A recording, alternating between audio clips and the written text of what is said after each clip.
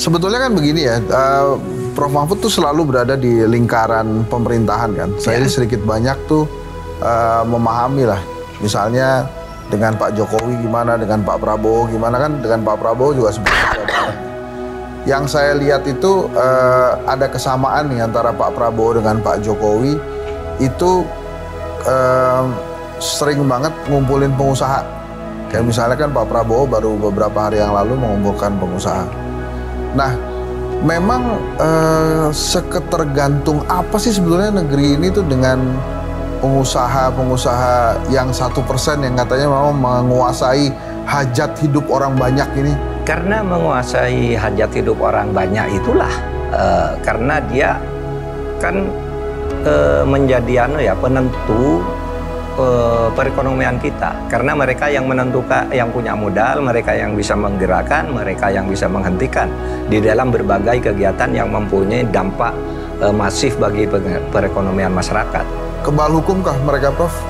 Karena seperti yang kita tahu ada sebuah kasus kepala desa tuh yang dijadikan tersangka, kepala desa Kohot ini maksud saya, yang sering disebut-sebut pelakunya kemarin malah diundang Pak Prabowo ke istana. Jadi saya curiganya memang yang 1% ini memang jangan-jangan kebal hukum gitu. Nah, menurut Prof gimana tuh? Bener salahnya itu tergantung pada proses hukum yang berlangsung. Kita hanya bisa mengatakan opini yang wajar bisa timbul bahwa ini kebal hukum.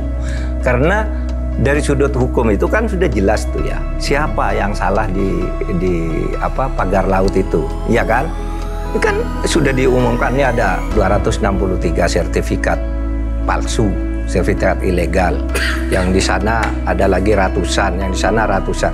Udah jelas ada sertifikatnya kan menurut saya tidak mungkin sertifikat yang ilegal itu bisa keluar. Kalau satu mungkin keliru.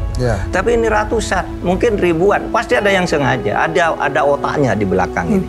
Dan kenapa harus lurah Arsin dari Kohot yang dipanggil, yang dia mengatakan katanya diklaim oleh Menteri KKP itu dia bertanggung jawab akan bayar.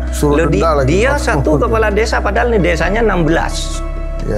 Bisa tanggung jawab ke desa yang lain dari mana akalnya, sehingga Arsin sendiri membantah itu bohong, itu saya tidak pernah menyatakan saya mau bayar, kan gitu kan kata Arsin.